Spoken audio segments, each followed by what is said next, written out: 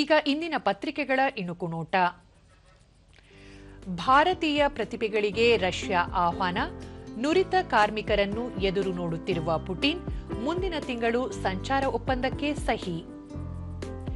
ಅಖಿಲ ಭಾರತ ಸಹಕಾರ ಸಪ್ತಾಹ ಇಂದಿನಿಂದ ಮುಖ್ಯಮಂತ್ರಿ ಸಿದ್ದರಾಮಯ್ಯ ಚಾಲನೆ, 72 ಧುರೀಣರಿಗೆ ಪ್ರಶಸ್ತಿ ಪ್ರದಾನ.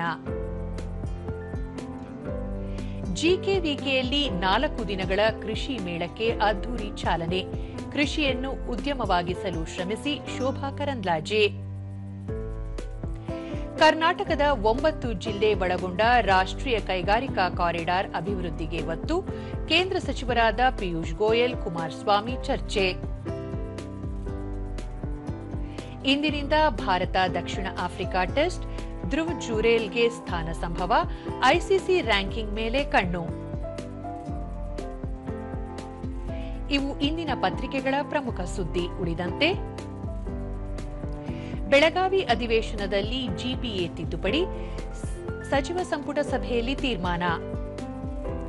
ರಾಜ್ಯದಲ್ಲಿ ವಾಹನ ಖರೀದಿ ದುಪ್ಪಟ್ಟು, ಜಿಎಸ್ಟಿ ಇಳಿಕೆ, ಅಕ್ಟೋಬರ್ನಲ್ಲಿ 2.52 ಲಕ್ಷ ವಾಹನ ನೋಂದಣಿ. ನಾಳೆಯಿಂದ ಧರ್ಮಸ್ಥಳ ಲಕ್ಷದೀಪೋತ್ಸವ ವೈಭವ, ನವೆಂಬರ್ 18ಕ್ಕೆ ಸರ್ವಧರ್ಮ ಸಮ್ಮೇಳನ. ಚೀನಾ ಗಡಿ ಸಮೀಪ ಲಡಾಖ್ನಲ್ಲಿ ಭಾರತ ವಾಯುನೆಲೆ ನಿರ್ಮಾಣ, ವಿಶ್ವದ 5ನೇ ಎತ್ತರದ ವಾಯುನೆಲೆ ಖ್ಯಾತಿ. ಪಾಕ್ ಐಎಸ್ಐ ಸಂಪರ್ಕದಲ್ಲಿದ್ದ 10 ಉಗ್ರರು ಪಂಜಾಬ್ನಲ್ಲಿ ಅರೆಸ್ಟ್, ಚೈನೀಸ್ ಹ್ಯಾಂಡ್ ಗ್ರೆನೇಡ್ಗಳು ವಶಕ್ಕೆ, ಲುಧಿಯಾನದಲ್ಲಿ ದಾಳಿಗೆ ಸಂಚು.